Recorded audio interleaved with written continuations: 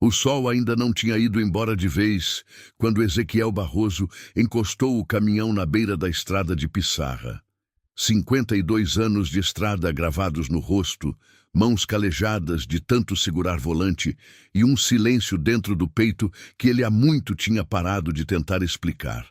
Ezequiel era daquele tipo de homem que fala pouco, faz muito e carrega por dentro uma coisa pesada que ninguém nunca viu de perto. Ele vinha de Mossoró carregado de cimento quando sentiu que alguma coisa não estava certa. Não era o caminhão. O motor roncava normal. Era uma coisa estranha no ar, um pressentimento do tipo que o povo do interior respeita sem precisar entender. O céu estava amarelo queimado, daquele jeito que o vento do sertão conhece bem, e a estrada esticava feito uma linha de terra vermelha que não acabava nunca. Foi quando ele viu o vulto. Do lado esquerdo da pista, quase escondido pelo mato raquítico do sertão, havia uma figura caída no chão. Ezequiel pisou no freio sem pensar. O caminhão rangeu, a poeira levantou, e ele desceu do estribo antes mesmo de o motor parar de todo. As pernas foram andando sozinhas, o coração batendo mais rápido que devia. Quando chegou perto, viu. E o que viu gelou o sangue. Era uma mulher jovem, de uns 20 e poucos anos, com a barriga enorme de quem estava para ganhar neném a qualquer momento. Ela estava caída de lado no chão de terra seca, com os olhos semiabertos e uma expressão de dor que Ezequiel nunca ia esquecer enquanto vivesse. Ao redor dela, 5 urubus estavam pousados nos galhos das catingueiras, quietos, pacientes, esperando como só eles sabem esperar. A visão daqueles bichos ali, olhando para baixo para aquela mulher, fez Ezequiel soltar um grito que espantou até o vento. Vai embora! Xô! Sai daqui! Os urubus ergueram voo devagar, sem pressa, como se soubessem que podiam esperar um pouco mais. Ezequiel se ajoelhou na terra quente ao lado da mulher e colocou a mão na testa dela. Febre não, mas suor frio. Ela estava tremendo de um jeito miúdo que assustava mais do que se estivesse gritando. Mulher, me escuta, eu tô aqui. Você tá me ouvindo? Ela abriu os olhos. Eram olhos escuros, fundos, do tipo que guarda coisa demais por dentro. Olhou para ele com uma mistura de medo e alívio, como quem acabou de ver uma luz no fim de um buraco muito escuro. Tentou falar, mas o que saiu foi um gemido comprido, porque uma contração veio forte naquele instante. Ezequiel olhou para a barriga dela. Olhou para a estrada vazia. Olhou para o céu que estava começando a virar laranja e tomou uma decisão sem hesitar. Correu para o caminhão. Pegou a moringa d'água que ficava no banco do passageiro, um pano de algodão que usava para limpar as mãos e a faca de cabo de osso que carregava para arrumar comida na estrada. Voltou correndo, ajoelhou de novo no chão e disse baixinho para ela: Eu nunca fiz isso na vida, mas eu vou estar aqui com você. Pode confiar.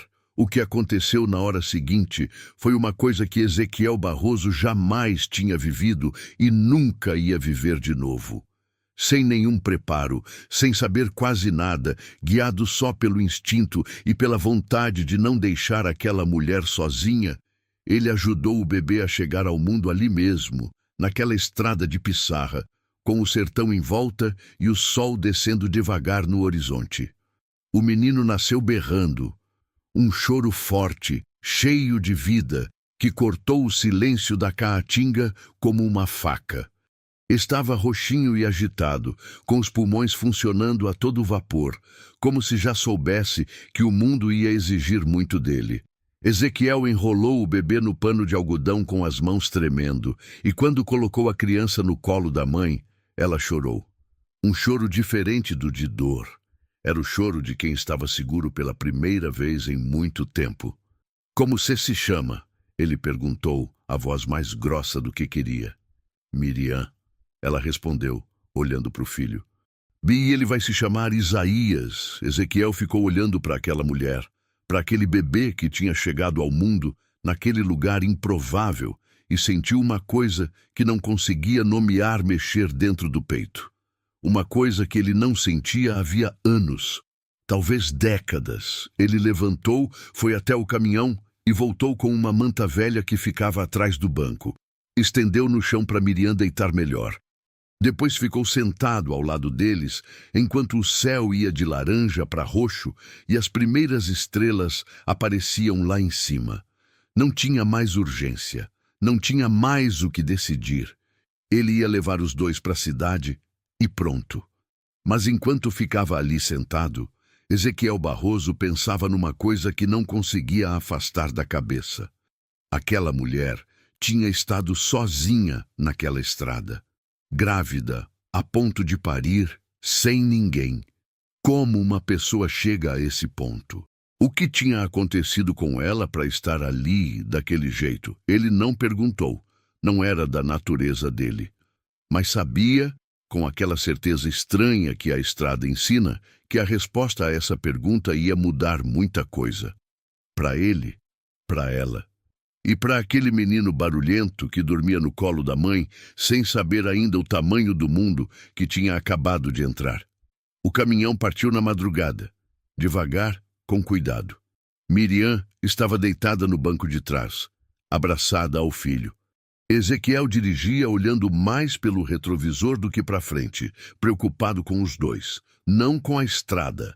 A estrada ele conhecia de olho fechado. Era Miriam que ele não conhecia, mas alguma coisa dentro dele dizia que ia conhecer, que ia ter tempo para isso. Que aquele encontro na beira da estrada não tinha sido por acaso, e que o sertão, quando junta duas pessoas daquele jeito, raramente faz isso sem motivo. E enquanto o caminhão avançava pela noite do Nordeste, Ezequiel não sabia ainda que a mulher que estava no banco de trás carregava um segredo que ia virar a vida dele de cabeça para baixo. Um segredo que ela nem ela mesma conhecia por inteiro. E quando esse segredo viesse à tona, nada mais ia ser o que parecia. O menino dormia. Miriam olhava para o teto do caminhão com os olhos abertos no escuro. E Ezequiel dirigia, calado como sempre, sem saber que estava indo não só para a cidade mais próxima, mas para dentro da história mais pesada e mais bonita que a vida tinha guardado para ele. Assista até o final, você não vai se arrepender. Mas se... Comente de onde você está ouvindo essa história e se inscreva no canal para apoiar esse trabalho. Sua ajuda é muito importante. O posto de saúde de Canudos do Sertão era pequeno do jeito que a maioria das coisas naquela região era pequena. Paredes de reboco descascado, ventilador de teto que girava devagar sem fazer muito efeito, e um corredor comprido que cheirava a remédio e a café velho. Miriam ficou internada lá por 3 dias. Isaías estava bem, saudável, berrando com força, mamando como se tivesse pressa de crescer. A enfermeira, uma mulher de meia-idade chamada Débora, disse que era um milagre os dois estarem bem, que nas condições em que o parto tinha acontecido, podia ter dado muito errado. Ezequiel ouviu aquilo sentado numa cadeira de plástico no corredor e não disse nada.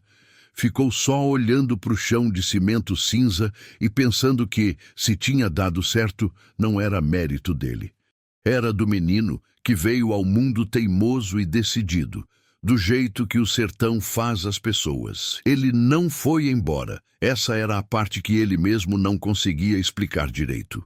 O caminhão estava no estacionamento de terra do lado do posto, com a carga de cimento que precisava ser entregue em Juazeiro até o fim da semana. Ele tinha um compromisso, tinha um patrão esperando, tinha uma vida que precisava continuar. Mas ficou. Dormia no banco do caminhão, tomava café num boteco ali perto de manhã cedo e passava o dia sentado naquela cadeira de plástico no corredor como se fosse da família. Os outros pacientes olhavam para ele. As enfermeiras cochichavam entre si. Ninguém perguntava nada diretamente, porque no interior as pessoas aprenderam que tem coisa que se entende melhor sem palavra. No segundo dia, Miriam chamou ele para o quarto. Estava sentada na cama com Isaías no colo, o rosto ainda cansado, mas os olhos mais vivos. Ela olhou para ele por um tempo antes de falar. Por que o senhor ainda está aqui? Ezequiel coçou a nuca. Ficou um instante sem resposta. Não sei, disse, com a honestidade seca de quem não tem costume de enfeitar as palavras. Mas enquanto eu não souber, fico. Miriam olhou para o filho. Uma expressão passou pelo rosto dela. Não era gratidão, era outra coisa. Era aquele jeito de quem está quase falando uma coisa importante e para na última hora, guardando de volta para o fundo. O senhor tem família? Ela perguntou. A pergunta caiu como pedra em poço fundo. Ezequiel demorou um segundo. Tenho, mas faz muito tempo que não vejo. Ela não perguntou mais nada. E ele também não explicou. Aquele silêncio entre os dois tinha uma qualidade estranha. Não era constrangedor. Era do tipo que acontece quando duas pessoas reconhecem uma na outra uma dor parecida, sem precisar nomeá-la. Foi no terceiro dia que o chão sacudiu. Ezequiel estava do lado de fora do posto, encostado na parede, tomando água da moringa, quando um carro velho e empoeirado entrou no estacionamento de qualquer jeito e parou torto. Do carro desceu um homem de uns 35 anos, magro, de camiseta sem manga e chinelo de dedo. Ele andava com aquela pressa de quem está invocado desde antes de sair de casa. O homem entrou no posto sem olhar para ninguém. Ezequiel ficou observando pela janela aberta do corredor. Viu quando o homem chegou no quarto de Miriam. Viu quando ela ergueu o olhar e ficou quieta, do jeito de quem não se surpreende, mas também não fica contente. Cadê você?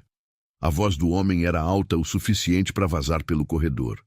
Sumiu 3 dias e eu fico sabendo por terceiro que você ganhou o menino num barraco na estrada? Miriam não respondeu de imediato. Segurou Isaías mais perto. Eu estava tentando voltar para casa, Baraquias. Você sabe disso. Não sei nada.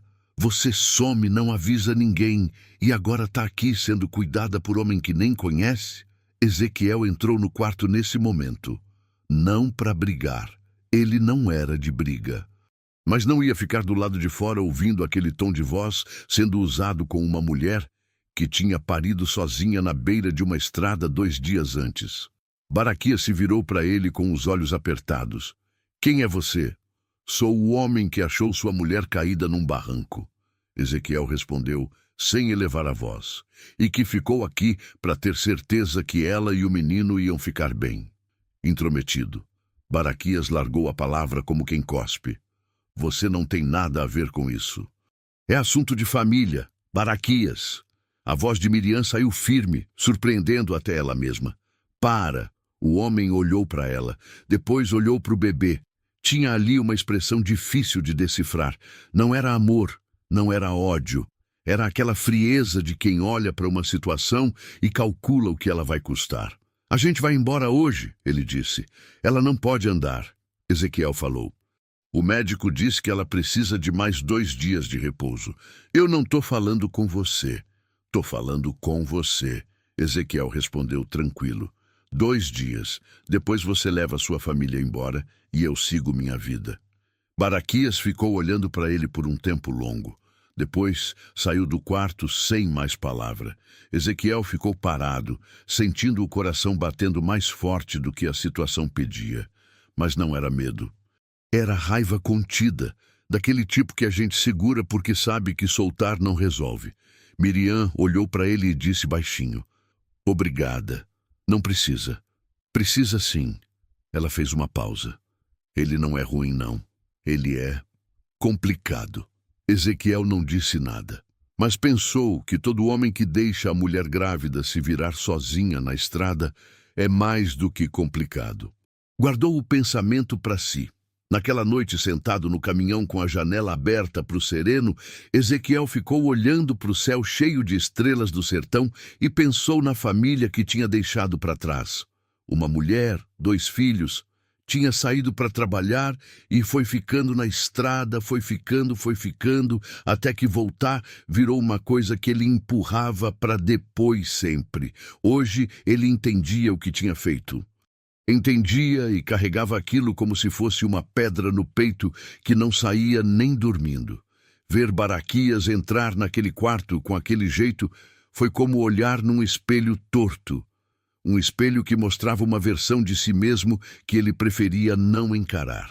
No dia seguinte, Baraquias voltou para o posto, dessa vez mais quieto. Ficou um tempo com Miriam e o bebê, falou pouco e, antes de ir embora, passou pelo corredor onde Ezequiel estava sentado.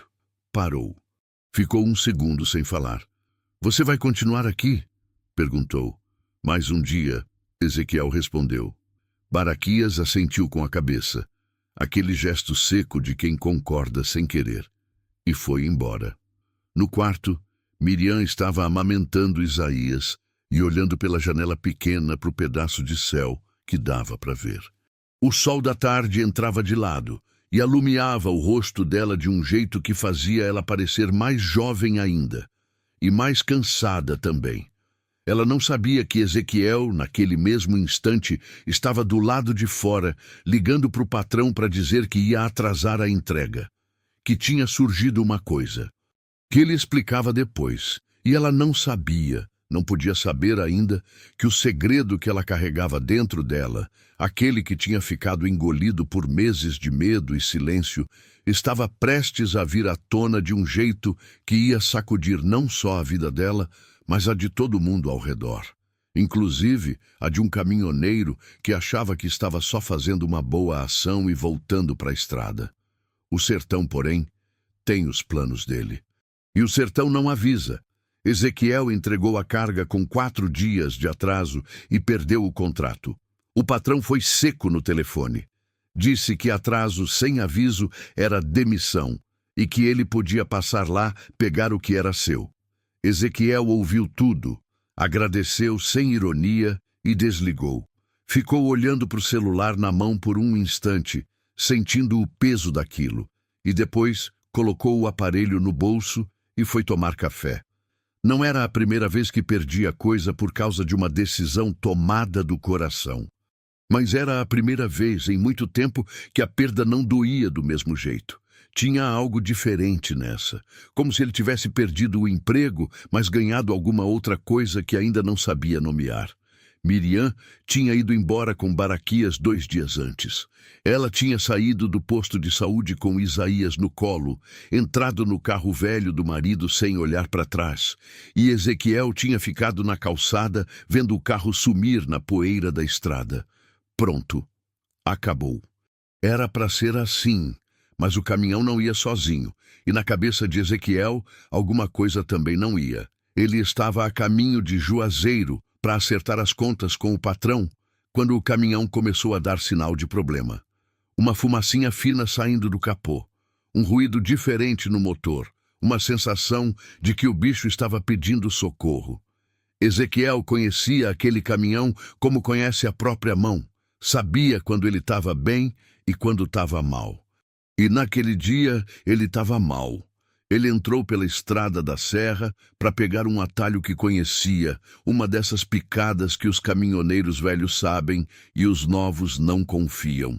A chuva tinha vindo na noite anterior, uma chuva de pedra rápida, daquelas que molha tudo e vai embora antes que a terra absorva.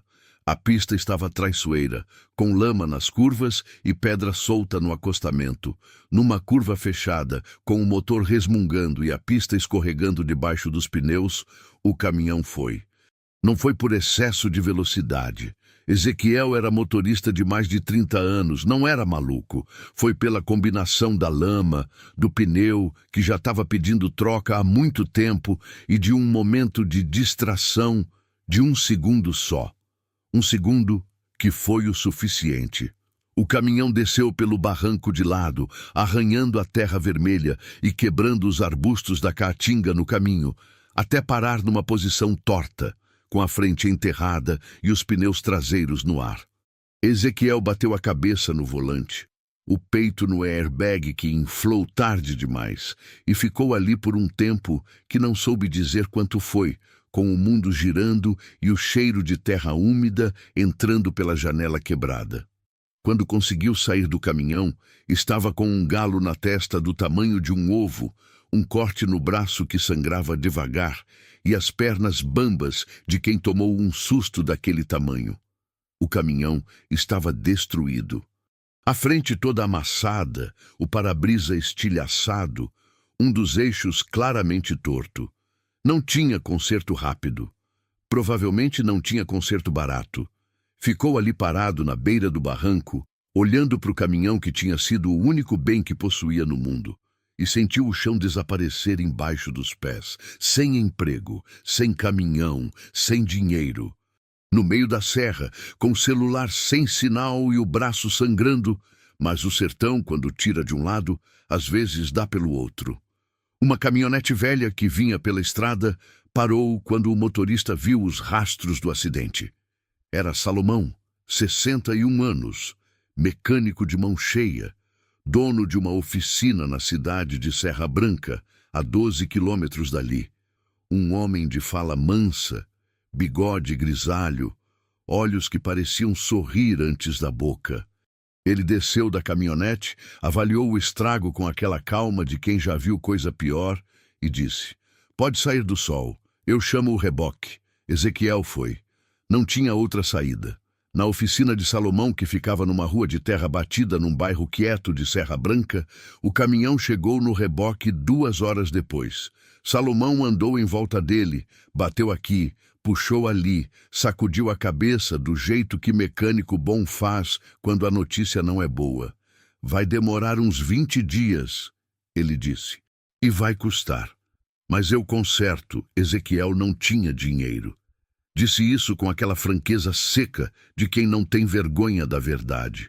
Salomão olhou para ele por um instante. Depois falou: "Você sabe trabalhar com as mãos?" "Sei." "Então trabalha aqui enquanto o caminhão está no conserto. A gente vai acertando." Ezequiel ficou olhando para aquele homem que ele tinha conhecido há menos de 3 horas e que estava oferecendo uma saída sem ter razão nenhuma para isso.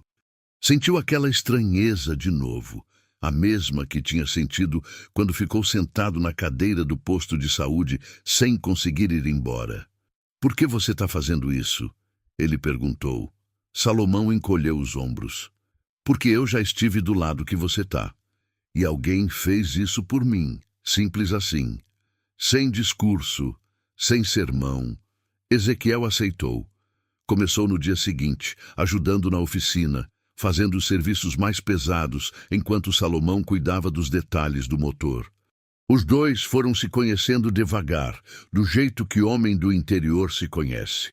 No trabalho, no silêncio, nos poucos momentos de conversa que apareciam no fim do dia, sentados na calçada com um copo de café. Serra Branca era uma cidade pequena, dessas que todo mundo se conhece e ninguém passa despercebido. Ezequiel, com aquele jeito de forasteiro grande e calado, chamou atenção logo nos primeiros dias. As pessoas perguntavam para Salomão quem era o homem novo na oficina. Salomão respondia que era um amigo que estava ajudando por um tempo. Foi numa tarde da 2ª semana que Ezequiel soube da festa. Salomão estava arrumando uma peça e explicou que todo ano, no período junino, a cidade toda parava para fazer o reizado no terreiro da praça, que era tradição de muitas gerações, que qualquer forasteiro que ajudasse na organização virava parte da cidade, que aquilo era a coisa mais importante do calendário do lugar. Ezequiel ouviu aquilo e ficou quieto. Mas por dentro, alguma coisa se mexeu. Ele nunca tinha pertencido a lugar nenhum. A estrada não tem dono e não tem raiz. Ela é de todos e de ninguém. Durante 30 anos ele tinha passado por cidades, comido em botecos, dormido em pousada barata e seguido em frente sempre. Nunca ficado. Nunca sido de um lugar. A ideia de pertencer a alguma coisa, mesmo que pequena, mesmo que por pouco tempo, era nova demais para ele saber o que fazer com ela. Foi quando Salomão disse, quase de passagem, enquanto limpava as mãos num pano de chão: "Minha família era grande. Tinha um irmão mais novo, Elias. Sumiu faz uns 2 anos. A gente não fala mais." Ezequiel ergueu o olhar. "O que aconteceu?" Salomão balançou a cabeça devagar, do jeito de quem carrega uma história que pesa mais do que quer deixar aparecer. Ele fez uma coisa que não tem como desfazer. Deixou uma mulher na mão. Uma moça que dependia dele e que ele prometeu cuidar. Algo no peito de Ezequiel apertou. Ele não disse nada, mas ficou olhando para o chão da oficina, sentindo que aquelas palavras tinham um eco que ia além do que Salomão estava contando. Essa moça, Ezequiel disse devagar.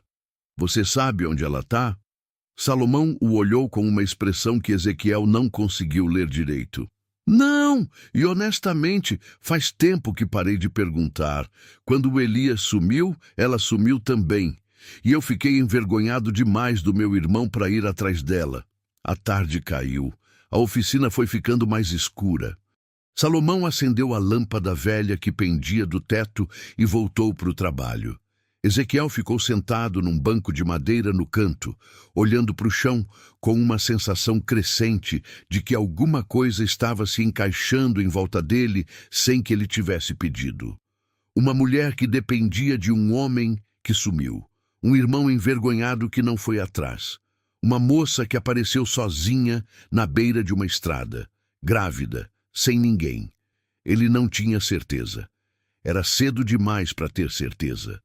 Mas a semente do pensamento estava plantada, e no sertão, quando uma semente cai na terra certa, ela não demora muito para brotar.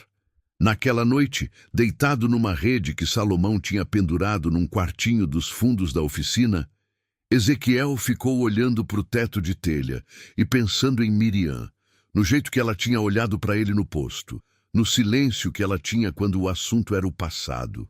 No fato de que ela nunca tinha contado como tinha ido parar sozinha naquela estrada, e pensou em Baraquias, no jeito que o homem tinha olhado para o bebê, não com amor, mas com aquele cálculo frio, como se Isaías fosse um problema, não um filho.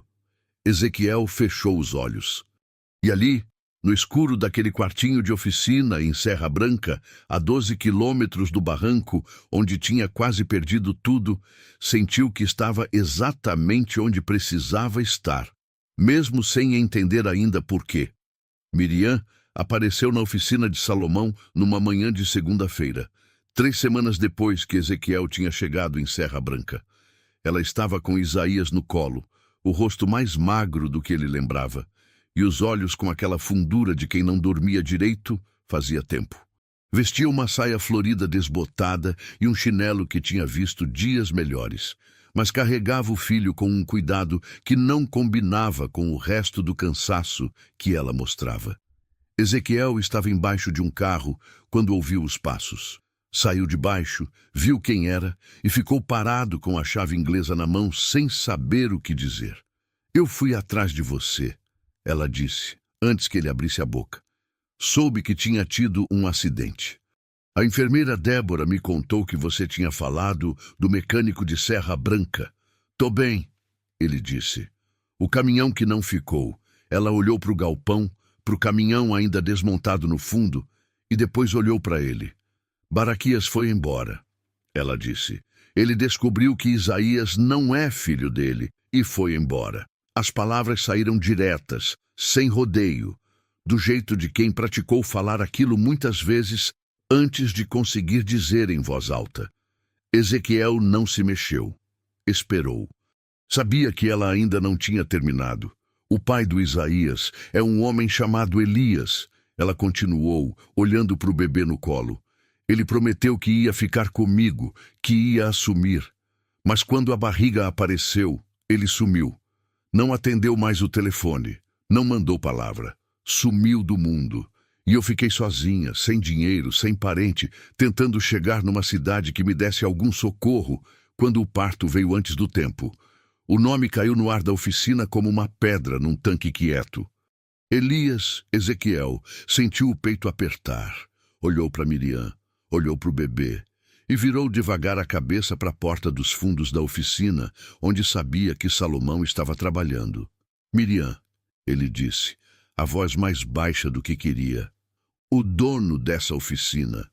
Como é o sobrenome do Elias? Ela franziu a testa. Lessa, Elias Lessa. Por quê?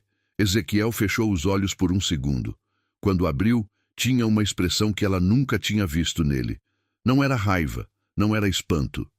Era aquela cara de quem está olhando para um quebra-cabeça que acabou de se encaixar todo de uma vez. Fica aqui, ele disse. Foi até os fundos. Salomão estava debruçado sobre um motor, de costas, cantarolando baixinho uma toada que Ezequiel já tinha aprendido a reconhecer. Ele ficou na porta por um instante antes de falar. Salomão, o seu irmão. O sobrenome da família é Lessa. Salomão parou de cantarolar, não virou de imediato. Ficou parado do jeito que fica quem sabe que a resposta que vai dar vai abrir uma porta que estava fechada. É, ele disse. Por quê? Tem uma mulher na sua oficina, com um bebê de 3 semanas. Ela se chama Miriam, e o pai do filho dela se chama Elias Lessa. O silêncio que se seguiu foi do tipo que ocupa o espaço todo.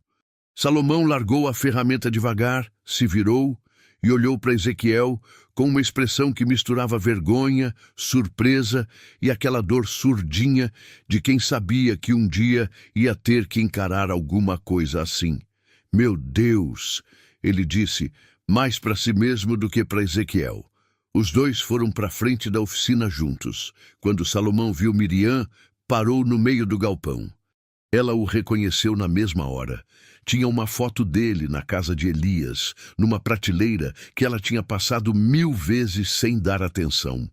O irmão mais velho, o mecânico, o homem que Elias dizia que era orgulhoso demais para pedir ajuda para ninguém. O olhar entre os dois foi longo e carregado. Isaías dormia no colo dela, alheio a tudo, com aquela paz de bebê que ainda não aprendeu que o mundo complica. Eu não sabia onde você estava, Salomão disse a voz rouca. Juro que não sabia. Eu sei, ela respondeu, e a simplicidade daquilo foi mais pesada do que qualquer acusação. Salomão chegou mais perto, olhou para o bebê e os olhos dele ficaram brilhando daquele jeito que homem do interior luta para esconder e não consegue sempre. Esse é meu sobrinho, ele disse. É, Miriam confirmou. O que aconteceu nos dias seguintes foi difícil do começo ao fim, mas foi real. Salomão entrou em contato com Elias. Não foi fácil. Elias não queria atender, mas Salomão foi teimoso do jeito que irmão mais velho sabe ser. Quando os dois finalmente falaram, a conversa foi dura. Elias tentou negar. Tentou dizer que Miriam estava inventando. Tentou jogar a culpa para todo lado, menos para si mesmo. Salomão ouviu tudo sem interromper. E quando o irmão terminou, disse uma coisa só. Elias, eu te criei depois que o pai foi embora. Eu sei quem você é quando você é honesto. E agora você vai ser honesto. Elias foi até Serra Branca. Chegou numa tarde de quarta-feira, de cabeça baixa, sem o ranço de antes. Ficou na calçada da oficina sem entrar, como se estivesse esperando permissão. Miriam estava dentro, dando de mamar a Isaías. Ezequiel estava trabalhando. Salomão foi quem saiu para receber o irmão. A conversa entre Elias e Miriam aconteceu num banco de praça, com Isaías no colo dela e o sol de fim de tarde em cima dos dois. Ezequiel ficou na oficina, mas Salomão foi até a janela olhar de longe uma vez. E o que viu foi que Elias estava com a cabeça abaixada durante boa parte do tempo, e que Miriam falava com aquela firmeza de quem já chorou o que tinha que chorar, e agora só quer que as coisas fiquem no lugar. Não foi um final bonito e fácil entre os dois. Não virou amor de novela, mas Elias assumiu o filho. Combinou de ajudar financeiramente, de estar presente, de não sumir de novo. Miriam aceitou aquilo não porque precisava de Elias, mas porque Isaías um dia ia querer saber quem era o pai. E ela não queria ser a pessoa que tirou isso do filho. O que ninguém esperava foi o que veio depois. 3 dias após a conversa de Elias e Miriam, Ezequiel recebeu uma ligação. Era do celular da filha dele, uma mulher de 30 anos chamada Ruth, que ele não ouvia a voz fazia quase 4 anos. O coração deu um tranco quando viu o nome na tela. Ficou olhando para o telefone chamando por 3, 4 toques antes de atender. Pai! A voz de Ruth saiu seca, mas estava lá. Ela tinha ligado. A gente ficou sabendo do acidente, tá bem? Tô. Ele respondeu. A garganta estava fechada. Por que não avisou? Não queria incomodar, o silêncio que veio depois foi comprido. Ezequiel ficou segurando o telefone com as duas mãos, sem precisar, só para ter alguma coisa para fazer com elas. A mãe ficou sabendo também, Ruth disse. Ela não vai ligar. Mas ela perguntou, aquilo foi o suficiente para alguma coisa dentro de Ezequiel ceder. Não muito, só o suficiente para ele conseguir dizer, me dá tempo, eu ainda estou tentando virar homem de jeito. Ruth ficou quieta por um momento. E então disse antes de desligar, tá bom, pai, a gente aguarda. Ezequiel ficou parado no meio do terreiro de terra batida da oficina por um longo tempo depois que a ligação terminou. O sol estava indo embora no horizonte do sertão, tingindo o céu de um laranja queimado, que parecia pintado. Tinha um passarinho cantando em algum galho que ele não via. A zabumba da vizinhança estava ensaiando lá na praça para a festa do reizado, que ia acontecer no fim de semana. Salomão apareceu na porta da oficina com 2 copos de café. Família? Perguntou, oferecendo um dos copos. Família. Ezequiel confirmou, pegando o café. Os dois ficaram em silêncio por um tempo, olhando para o fim de tarde. Você vai ficar? Salomão perguntou, sem virar o rosto. Na cidade, depois que o caminhão ficar pronto. Ezequiel pensou antes de responder. Pensou no caminhão consertado, na estrada que conhecia de cor, na vida que tinha sido só movimento por 30 anos. Pensou em Ruth dizendo, a gente aguarda. Pensou em Miriam com Isaías no colo, num banco de praça, segurando firme uma conversa difícil, sem fraquejar. Acho que vou ficar um tempo, ele disse. Ver a festa, ajudar na oficina um pouco mais. Salomão fez aquele sorriso curto, de canto de boca, que era o máximo que ele soltava. No dia do reizado, Serra Branca virou outra coisa. O terreiro da praça foi tomado de fogueiras, bandeiras coloridas e o cheiro de milho assado que o vento espalhava por todas as ruas. A zabumba e o triângulo começaram a tocar antes de escurecer, e o povo foi chegando aos poucos, depois de vez, depois todo mundo junto, numa alegria que parecia ter estado represada o ano inteiro, esperando aquele momento. Ezequiel estava lá, com Isaías no colo. Miriam tinha pedido ajuda enquanto ia buscar um copo d'água, e o bebê tinha ficado tão tranquilo no colo do homem grandão que ela voltou. Viu? E ficou olhando com aquele sorriso que aparecia nela cada vez com mais frequência. Salomão dançava com uma vizinha de cabelos brancos, daquele jeito animado e sem cerimônia de quem está no lugar certo. Elias estava num canto, mais quieto, mas estava lá, e isso já era alguma coisa. E Ezequiel ficou ali, debaixo das estrelas do sertão nordestino, com um bebê que não era seu no colo e uma sensação no peito que demorou um tempo para identificar. Quando identificou, ficou pasmo com a simplicidade dela. Era paz. Só isso. Paz. Miriam chegou ao lado dele com o copo d'água, viu a expressão no rosto dele e perguntou baixinho. Tudo jóia? Ele olhou para ela. Olhou para o Isaías. Olhou para o terreiro cheio de gente, para o céu estrelado, para as fogueiras que alumiavam tudo com aquela luz que só fogueira dá. Tudo jóia, ele respondeu. E era verdade. Não era um final de conto de fadas. Não era tudo resolvido e arrumado como gente rica arruma a sala de visita. Era uma vida real, com pendências reais, a família que ele precisava ainda reconquistar, as conversas difíceis que ainda viriam, o caminho longo entre onde estava e onde precisava chegar com Ruth e com a mulher que tinha deixado para trás. Mas naquela noite, naquele terreiro, com a zabumba tocando e o cheiro de sertão enchendo o ar, Ezequiel Barroso sentiu que tinha parado de fugir. Que tinha, finalmente, depois de 52 anos de estrada, chegado a algum lugar, e o sertão, que não esquece nada e não perdoa barato, mas que também sabe reconhecer quando um homem está tentando de verdade, alumiou aquela noite com todas as estrelas que tinha. Foi o suficiente. Por enquanto, foi o suficiente.